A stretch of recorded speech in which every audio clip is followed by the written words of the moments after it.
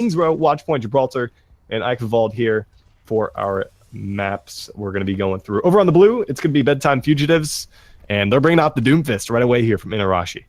Yeah, this is a guy that used to play a lot of Genji, so it's definitely not out of the ordinary to see a guy like this picking up the Doomfist. So we're going to be seeing him in play alongside Sinker, bringing out the Soldier 76, and already kind of just up on top here where you would typically see a soldier in the past. Sometimes you see people position a little bit more aggressively, but not going to be the case here. He's going to be back instead. They're going to be probably just kind of playing off of this Doomfist as much as they possibly can, just trying to give him some Zarya shields as well to make sure that he's just empowered as much as he possibly can be, trying to take that D.Va out just to start things off. And I think the big question mark here, and despite Doomfist being played in AG for the past couple of weeks now, or maybe it was just 1 week, I think the big question mark is how do you deal with Doomfist? Even in the contenders, couldn't quite get a grip on him when he was actually played, to full effect, I guess you could say, from some teams. Some teams didn't really have a whole lot of synergy with Doomfist. So I think finding a way to get a grip on Doomfist here is going to be a big question mark throughout tonight's tournament.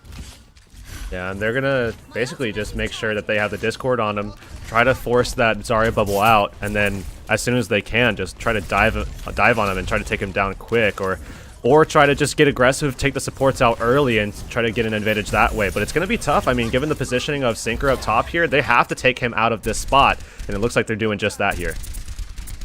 Curious to see what the Doomfist is going to be doing in this next one. Only at 60% to that ultimate, but I do like the positioning rotation coming out here from the side of Dude. Clip that. Looking to find an advantageous spot to move on to the point here. There's Doomfist going around the back, though, trying to deal with some of the supports. Gets a nice Zarya bubble there to keep him alive as he gets to safety, but it looks like the defense actually have the advantage now. Don't really have to worry too much about that Tracer pulling around the side here, as it looks like Zarya, Catacris there, going to be able to get a grip on that, and they're going to be able to hold them off once again with 2:25 remaining. Not really have to expend anything. I'm going to be seeing Sinker coming back once again. Inarashi almost ready to go with that Meteor Strike here, and they've generated a couple of ults for themselves. This time around, though, Dino's going to come through, or Dino. I'm not sure exactly how he wants that to be pronounced. We can ask him, but he's going to have that Transcendence ready, and alongside that, they will have the Sound Barrier as well. So a lot of options here on both sides. There's a Graviton Surge coming through. There's the Meteor Strike into it. Finds one, but the Transcendence is able to save Dino. Great timing on that one to save himself. But what did they lose in that fight here? I think this fight's over at this point. They've got a few people in the area, but I just don't see it going their way. They still have that nano boost coming off a respawn. Actually, with the spawn advantage, maybe they have an opportunity to try to press this. But the fact that Dino was forced to use that Transcendence because of the Meteor Strike doesn't help their cause whatsoever, because Tyrone initiated that fight with the Sound Barrier, and now they're going to be left with pretty much nothing moving into this next fight other than chipping away with that Primal Rage. But now they're going to get the defense, Bedtime Fugitives here, getting a very, very late kill onto Mystic. We actually did see him taking out Inarashi there. A little bit of a mistake, I think, on their part, but either way, they're going to have to wait for him to come back. Yeah, chipping away, holding onto that Primal Rage might be something that they can use here to just try to knock people around, get a little control to Inarashi as well, but he's already getting very aggressive. Gonna miss the punch, though.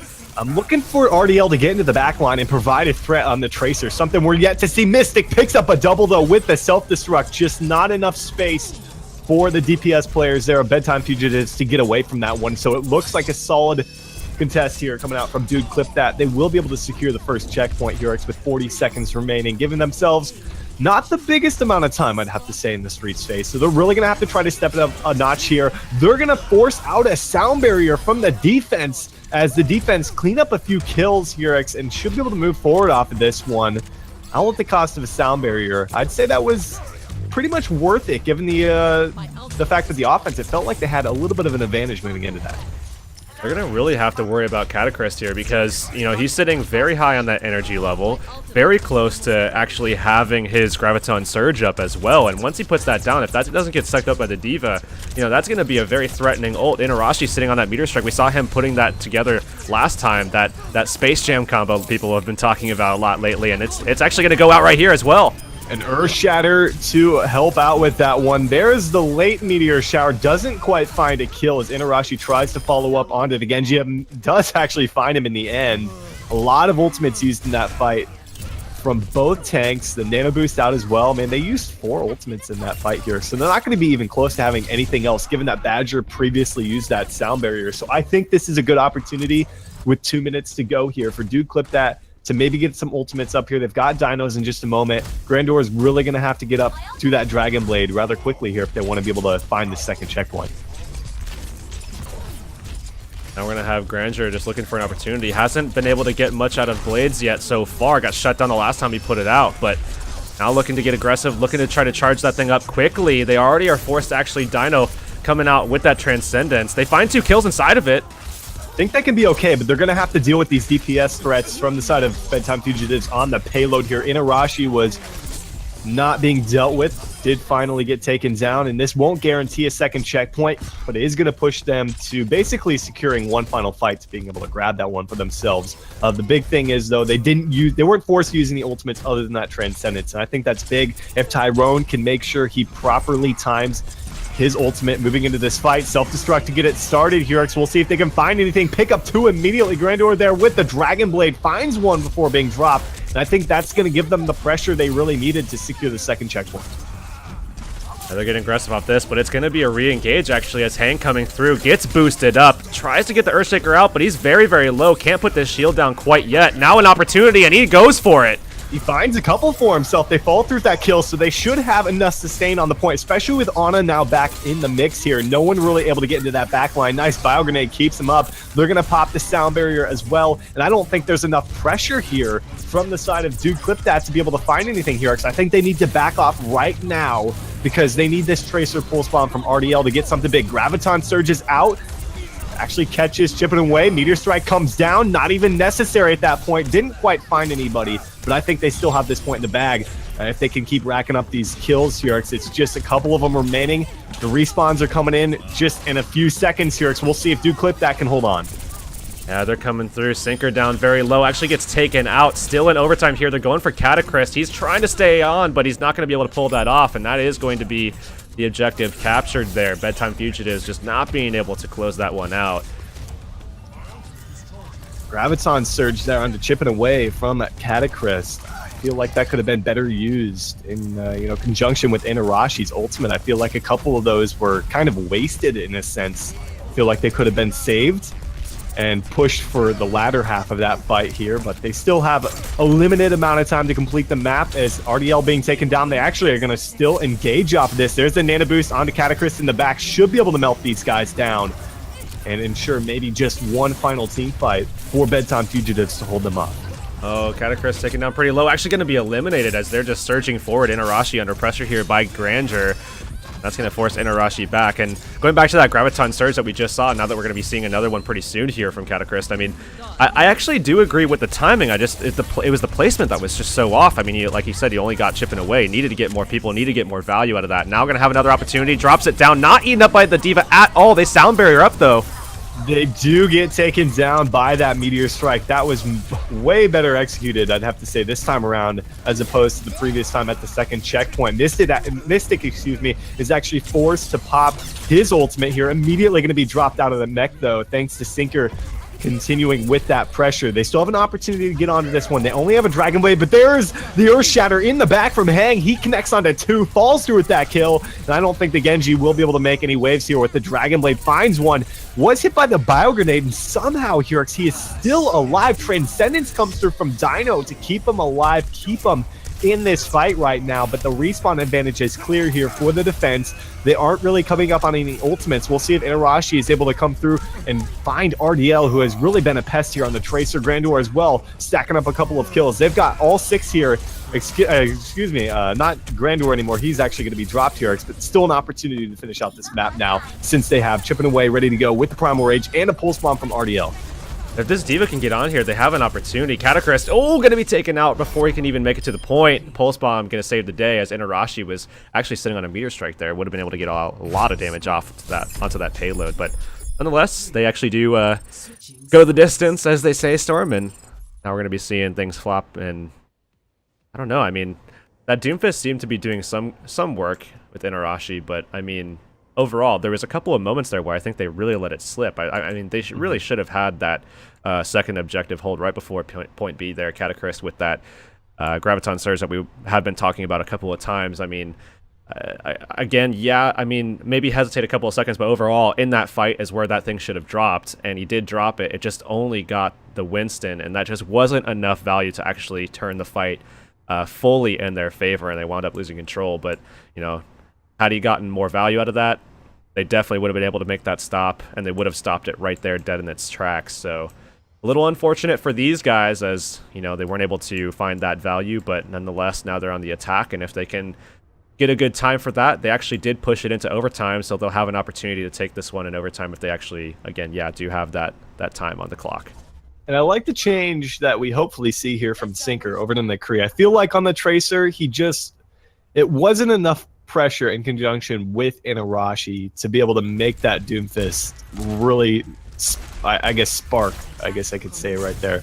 I feel like the McCree, as is on contenders, it really provides a lot more pressure and at a distance there for the Doomfist. So I think that's a great duo that we're going to see coming through here. Potentially an opportunity to actually finish the map out here, but dude, clip that, looking pretty strong. This is the first time we've ever seen them on stream here in AG, and they've actually played the last couple of weeks. Pretty solid lineup all around, and completing that map actually second and third checkpoint in overtime here. So an opportunity here for them to pull an upset in the first map. We'll see if they're able to pull through here as Grandor actually makes a change over to the McCree. RDL sticks with that Tracer. We'll see what they can do with it.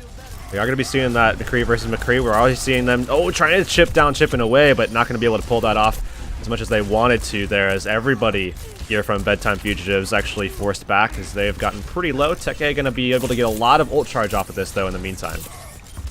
Inarashi diving back there. Nice save coming out from Mystic, but he's going to actually charge in, chipping away, finds himself with that kill on the Badger. Good follow-up there, and honestly good protection from Mystic, keeping his main tank alive through that Doomfist pressure. So they're going to be forced to back off of this one, and already we're going to see a nano boost ready to go from both sides here. But look at the ult charge for chipping away to Hang. So chipping away clearly getting the best of him in that one-on-one matchup, Reinhardt v. Reinhardt. We'll see as Inarashi comes into the back. He's looking for some pressure. Hit with a bio grenade. Not going to be good for him to actually fall through with any pressure. There we do see the Earth Shatter out. Doesn't quite connect, but a Graviton Surge on the other end. A Sound Barrier to accompany it. I think the Bedtime Fugitives have this one. A Graviton Surge is out from Mystic.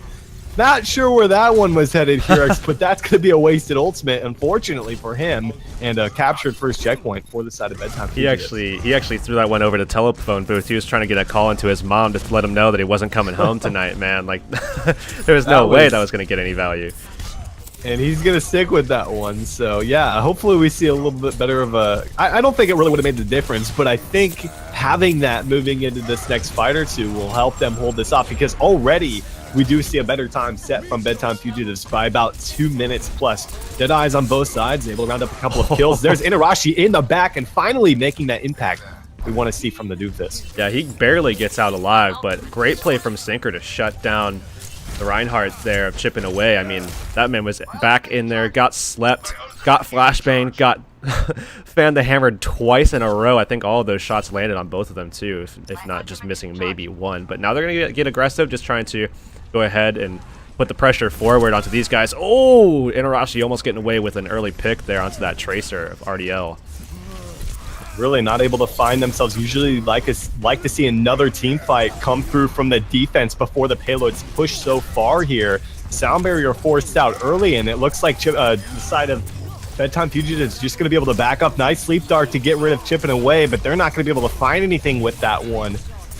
And they're going to be forced to back off of this. Still plenty of time, Yurix, but a single team fight is all it really is going to take here from Bedtime Fugitives to move forward. But at that, they are going to have a couple of ultimate.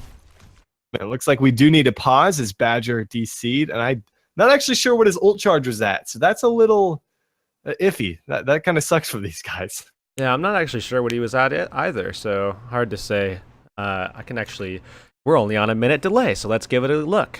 Looks like he was at somewhere around 50% or so, it seems, somewhere around that mark. But while that isn't the end of the world, it's never a good thing. You know, obviously, it's never a good thing. But here we've seen Dude clip that actually with a pretty solid defense. I mean, it hasn't been like a devastating defense where they've stopped them just over and over and over. It's just been that slow chipping down of time off the time bank. They're sitting at 340, so it doesn't seem that way. But if they take this fight, you know, maybe create some momentum, push into this next fight, I mean, they're going to have to deal with Catacryst getting that Graviton Surge down. If they can deal with that, which is probably going to be coming in tandem with Sinker putting out the Deadeye, maybe even actually buffed up by that Nano Boost from Teke.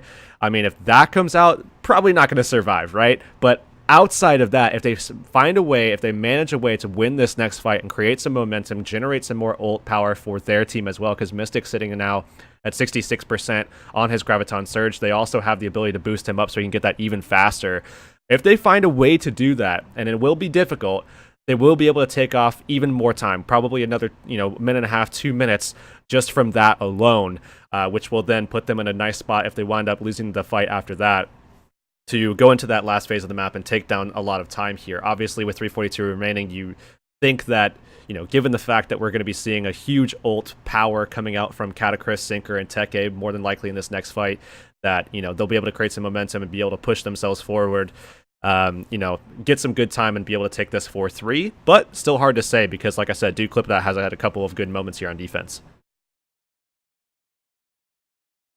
Okay, it looks like both teams are ready to go as Badger's back in this one. Gonna move over to that Lucio here and get a regroup. Thankfully, you know, it wasn't, again, we don't really know the ult charge on that one, but thankfully they still have a couple of things to work with moving into the next fight. We'll see if Catacryst and Sinker are able to sync up with one another here, as this is an aggressive defense coming out from the side of Dude Clip. That Graviton Surge is out, but there's no follow-up into the back. The Deadeye came through from Sinker, but it's pretty even across the board here, and I think Mystic and RDL are going to be forced back off this one. The speed boost coming out from the Lucio from Badger is going to give them the edge, and I think they might be able to press this now. Dino is still in, or excuse me, RDL is still in the area. He has a pulse bomb. He's creeping around this one. I think he should be able to contest long enough here, but it's going to be 1v5. I don't know if he's going to be able to do it. Yeah, and the problem here is that you really want to see this man get on there and get aggressive. They're going to try to boost him up. A nice Graviton coming out this time around. We'll have to see if they have the firepower. Ooh. RDL with a pulse bomb, man. That's a huge stick right into that one. He contested just long enough there for chipping away to get onto the payload. A nice Graviton Surge comes out from Mystic, and they follow through with that one, and that is a massive hold.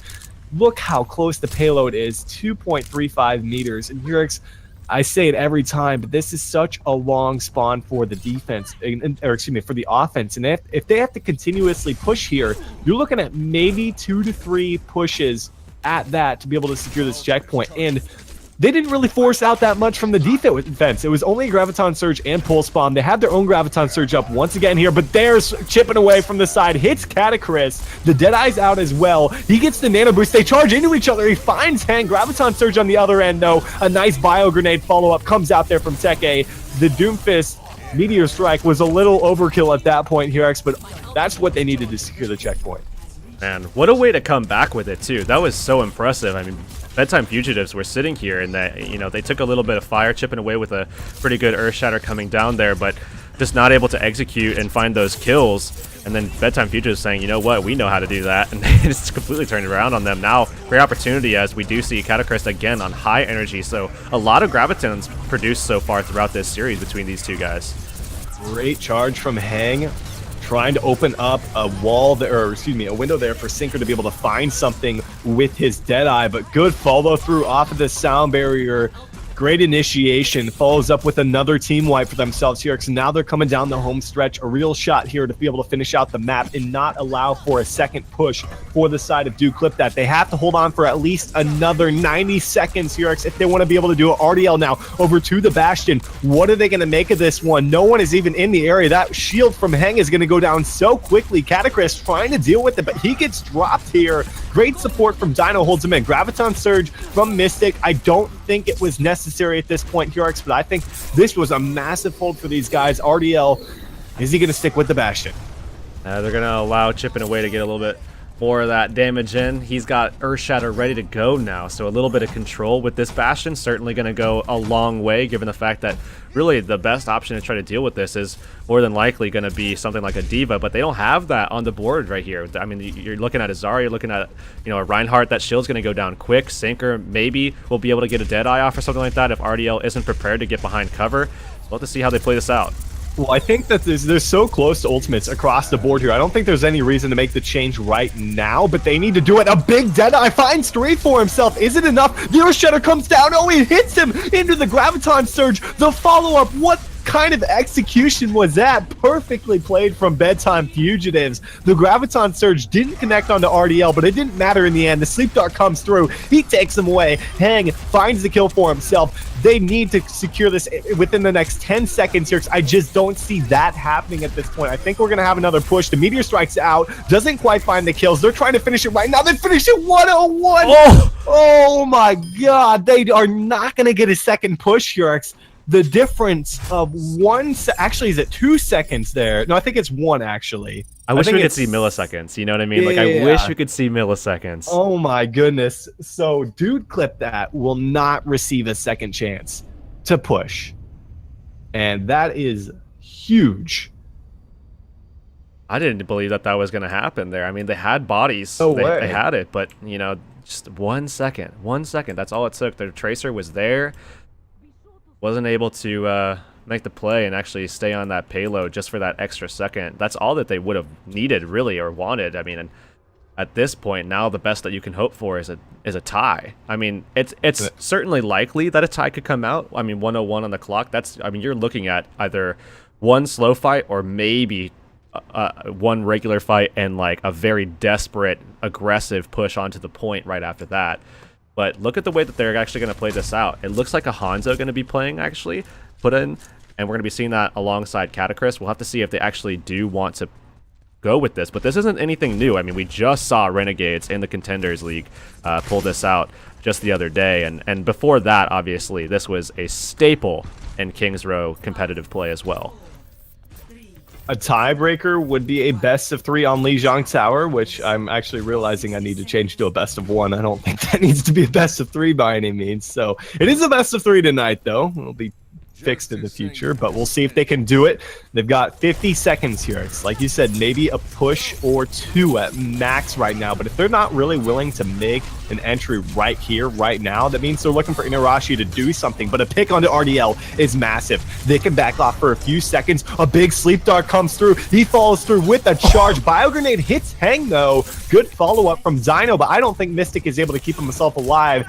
Does he do it? He does for the time being, Hurix, but the even trades clearly favors the offense right now. They have such a close spawn to where I don't think that Reinhardt's going to be able to get back into this fight in time. Chipping away, makes a change over to Winston. They're dropping like flies right now. They are going to end up losing this point. Man. The tiebreaker is not needed, and Bedtime Fugitives take map number 1. That was such incredible play by Teke, actually. I mean, we saw him getting such a nice Sleep Dart on Chipping Away. The barrier came out, the projected barrier came out, which actually sort of helped them because it allowed Hang to get into a better position to get that charge off onto Chippin and take him down, take that threat out of the equation. And on top of that, really, really good offensive biotic grenades coming out from this guy. Not 1, but 2, actually. The first being after Chipping Away fell, and the other one right after that onto the telephone booth. So really good stuff. And you can see another example of it right there, man. As soon as we did see that Graviton going down, biotic grenade right there on top of it as well. Just makes it that much easier to find those kills. Really good stuff from the Ana player there. Very impressed by the way they were able to turn that around. A little rocky at some points there for the side of Bedtime Fugitives, but man, did they pull it together in the end, taking map number 1. We're going to be headed to Watchpoint Gibraltar for the second map here. And here, I'm thinking, you know, this is a little bit closer than I anticipated. Dude Clip That really, you know, showing that they are able to take these guys to the wire here. And we'll see if they're able to move it to a game number 3 as we're going to change the sides back around here. What are you thinking for the second map? Do you think Bedtime Fugitives have a shot to make this a 2-0 and you know, keep up with that 7-0 record they have in the Overwatch Open?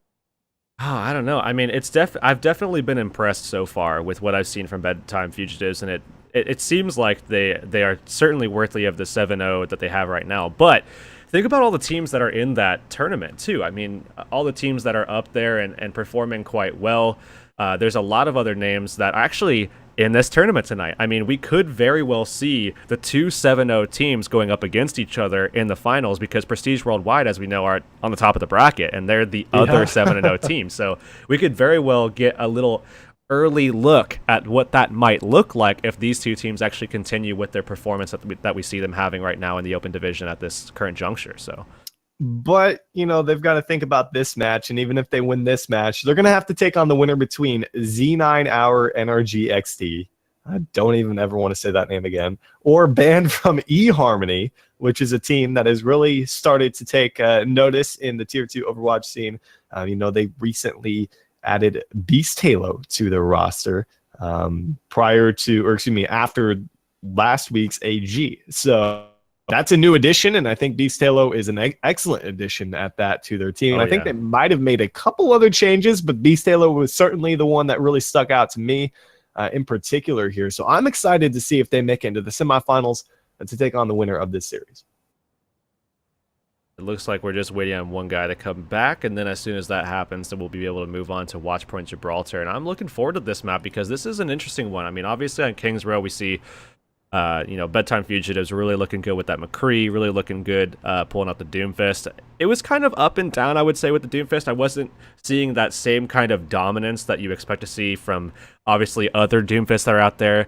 Certainly guys like Effect, Hydration, those kind of guys come to mind as people who are really a very high-level threat on that character already.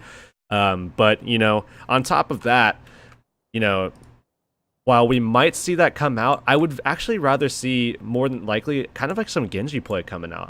I feel like that would look really cool here on a map that has a lot of that verticality, has a lot of that kind of ability to, you know, get up and down on the map and really kind of take advantage of those different heights and everything.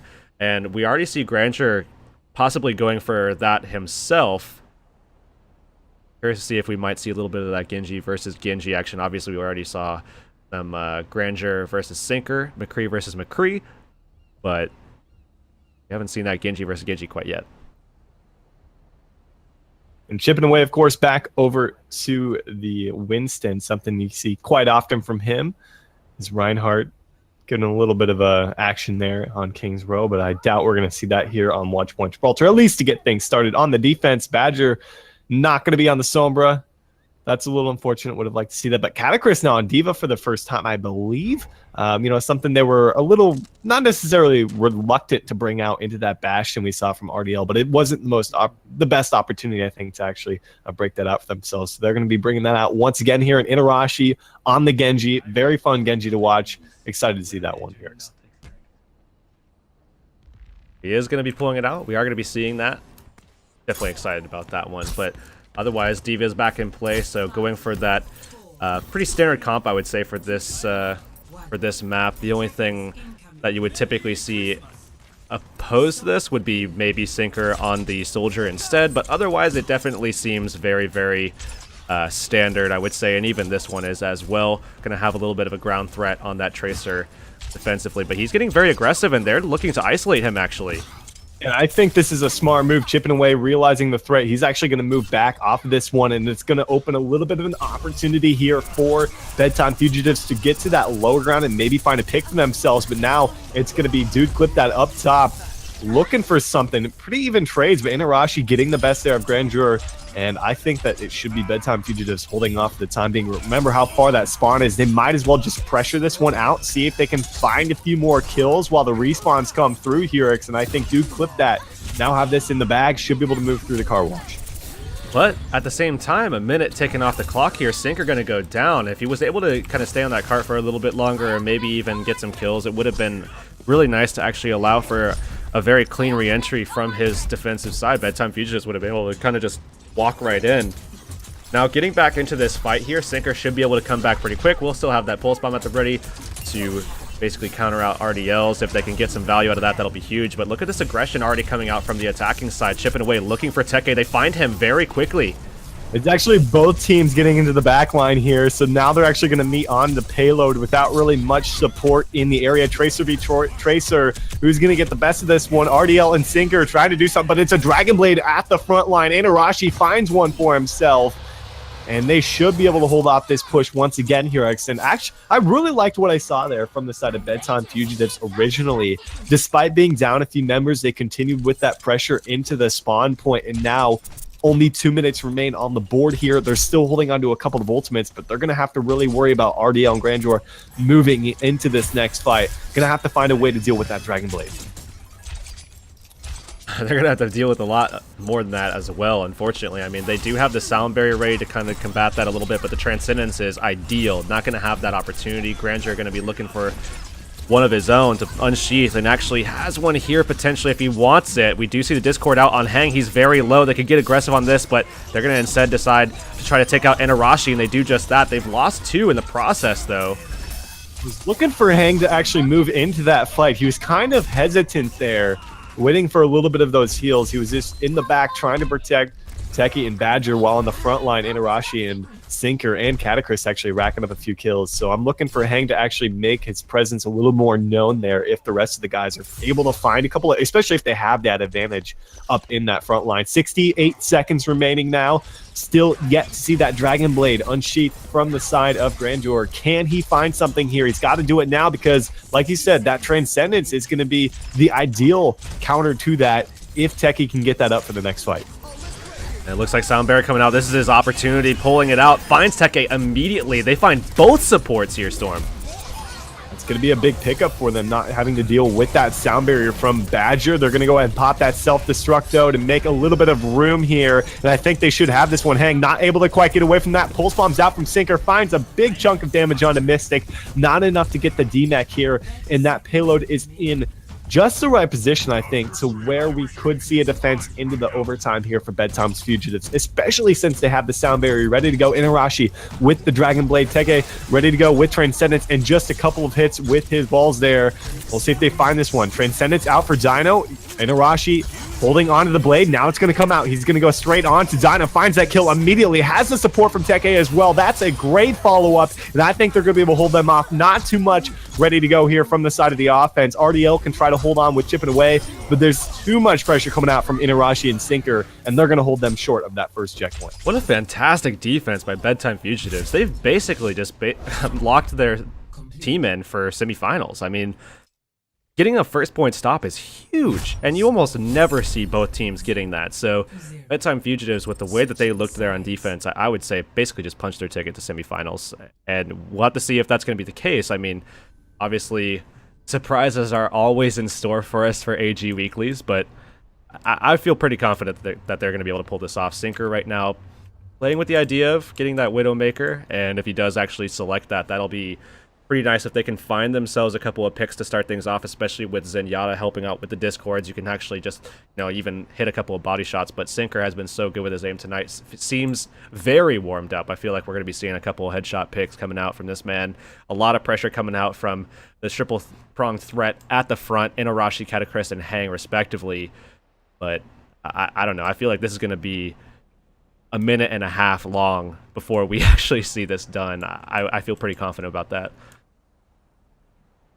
I agree with that one, just because of what Inarashi was able to do there. And not even just him. I think as a collective unit, a lot of pressure being put out from him and Sinker. And I guess a big question in my mind right now is if Sinker wants to bring out the Widowmaker. Not going to be the case. So yeah, with him on Tracer and them bringing out the same composition, I'm expecting that to be the same here. I just don't think there's enough to really deal with them on the opposing side of Duke Clip that. And that, like you said, the payload doesn't have to be pushed very far. Basically, to that first checkpoint will secure themselves a spot in the semifinals. And it feels like, ultimately, they've been able to clean things up quite nicely as opposed to what they did on Kings Row, which was a little bit closer of a match, to say the least. So we'll see if they're able to do it here. They've got 4 minutes to get one checkpoint and potentially meet up with eHarmony or banned from eHarmony or Z9 here in the semis.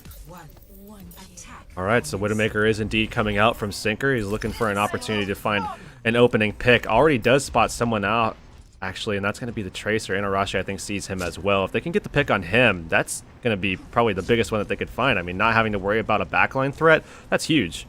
Well, Sinkers are playing it very carefully right now. He's not even really in the range of too many people to be able to find it. Good pullback here from Dude Clip that finds a shot for himself, Kurix. Like you said, and I think that's going to relieve any pressure that would have been on him because the Tracer more than likely would have tried to be in that backline. Now it's actually Grandeur trying to deal with Teke here. Finds the kill for himself with the headshot. That's a nice pickup. I think he deflected a shot back onto the Zenyatta for that headshot. So despite an opening pick coming out from Sinker's Widowmaker, it's going to be Duke Clip that getting pretty much a must-have defense right there. And they're going to have to do it at least 1 or 2 more times if they want to be in an ideal situation to be able to take this match.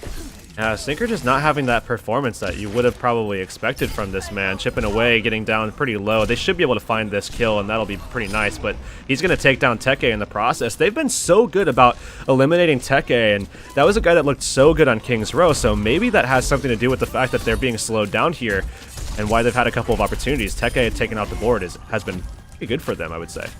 Grandeur, of course, just kind of trying to suicide, see if he can go out with a bang there. But Sinker coming up on Infrasight in just a moment, and they're at the stage to pretty much where if they find a pick here, it could open up the way to finding this checkpoint and securing a victory. Mystic is actually out of mech right now, so this could be really rough. He's only at 30% Hurix. That's really bad that RDL gets taken down. The Nano Boost is out there, but we'll see if they make anything of this. There's a Dragon Blade. Inarashi trying to find some kills here into the back, looking for Grandeur.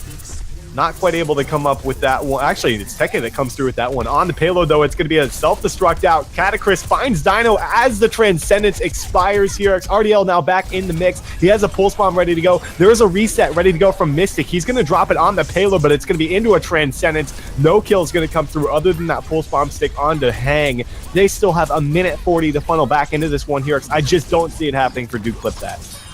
A lot of support coming out there. They actually stacked up both of their ultimates just to make sure that they survived that huge onslaught of damage that came out. And now we're going to be seeing them pushing forward here. Just have to deal with this Lucio, and they will be able to walk this in. Not with the time that we had originally said, so maybe putting our foot in our mouths a little bit there on that one. But otherwise, still a pretty good performance, and they do manage to get that second point. Grandeur taking the leave right after. GG's all around here. Bedtime Fugitives with a 2-0. A little closer. Actually, I'll be honest, heading into this, again, the 7-0 open record didn't mean too much from Bedtime Fugitives, and I kind of expected it to be decently close here. It was on King's Row. Watchpoint Gibraltar, not too bad, I'd have to say, from Dude Clip that, but Bedtime Fugitives at least securing a spot in the semifinals to take on Banned from eHarmony or Z9 Hour Energy XD. Which is a tongue twister, a mouthful there, but awaiting the victor of that one. On the upper half of the bracket, though, Hurix, Prestige Worldwide, no surprise there that they're in the semifinals, and Big Baller Brand 2-1.